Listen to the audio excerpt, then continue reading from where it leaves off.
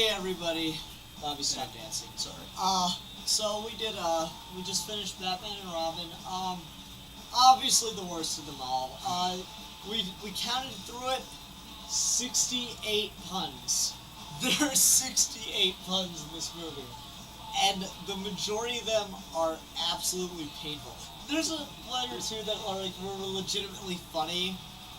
When you have Whoops. rejection like that, We're just gonna keep going. yeah, Um, power just went out. yeah. That's how many puns there were. The world cannot handle that many puns that were that bad. Give us 1 sec. I'm gonna find a light. Bobby, you keep talking. So yeah, later on in the movie, this is kind of creepy. Yeah, it's really dark down here. Keep talking. I found it entertaining how much adult content was in that with Poison Ivy. They didn't do a good job at all trying to tame that for children at all. There's a line where she says, "Her bushes need trim." That's pretty disgusting for a kid to hear. And they had obviously no idea what that is, but okay. What else was there? Honestly, I thought George Clooney's performance in the first half sucked. The second half, it was eh. Yeah, I'd agree. Is working at all? Let's just move forward a little. Wow. This isn't helping. Okay, I'm gonna sing. Okay, this is a timeout from our review apparently. Yeah, Bobby, you just time out and sorry. Go ahead. Keep talking. All right. What else was there besides the lights going out? That didn't happen. That would have been nice during the show. I don't know. I liked a lot about it was there actually was some of a decent story in it.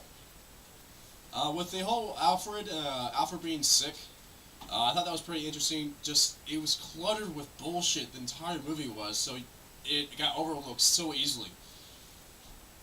I didn't like the fact that Barbara Gordon wasn't Barbara Gordon. She was Barbara Pennyworth. Yeah, Pennyworth. Without a and she, apparently she's from England. Yeah, no British accent. No British accent at all. That was weird. Yeah, I don't know. There's a lot that just didn't make any sense. But now, here's the thing that killed me. I forgot that she wears the Batgirl, like the cowl, for one scene, then just quits wearing it. Just literally, you see her take it off and throw it away. Like, why did you even bother at that point?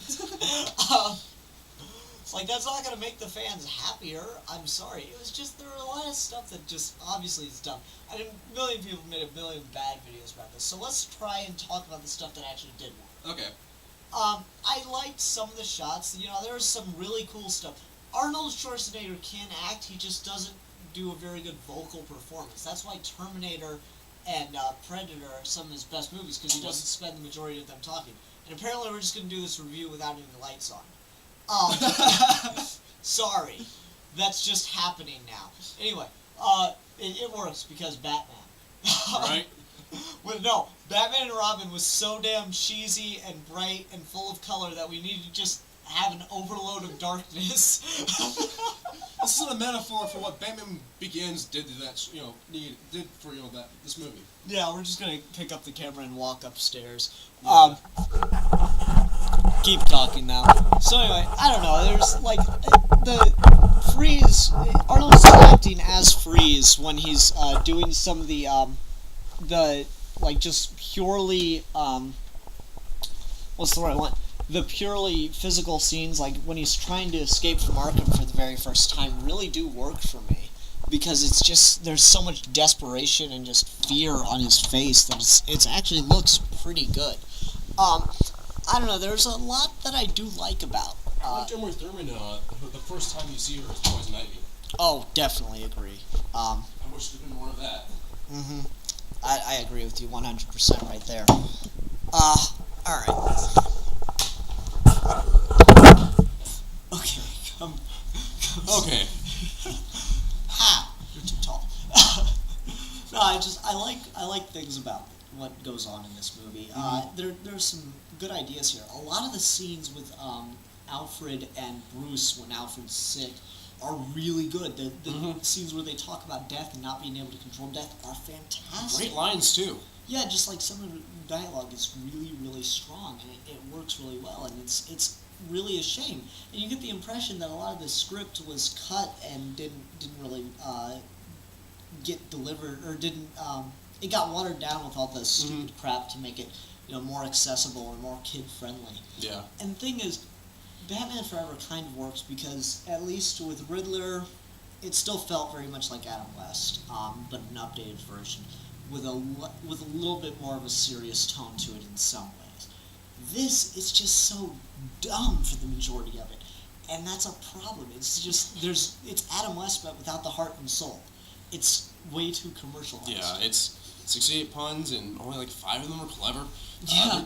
It wasn't witty at all, which, you know, it's a kid's. I understand he was going for the kids' film, but Yeah, even like the Batman sliding down a dinosaur could have been cool, but it just wasn't. It was too obvious. It didn't earn the right to do that. Like, it was one thing when it happened in Land of the Lost, and it was like hilarious and awesome at the Yeah. same time. But here it just didn't work. there were several scenes in the movie where it's a cool idea, but just the main problem with this movie was poor execution. Yeah, and that's nothing new to say. Sorry about the lights going off on this one over and over again, guys. So, Bobby, I'm enjoying doing these movie marathon days. I had fun. Did you guys have fun? I hope so. Yeah. Once again, sorry about the lights. That was awkward. Sorry about the lights twice. Anyway, so what do you think we should do our next movie marathon day? I don't have a clue. I'm gonna go take a walk.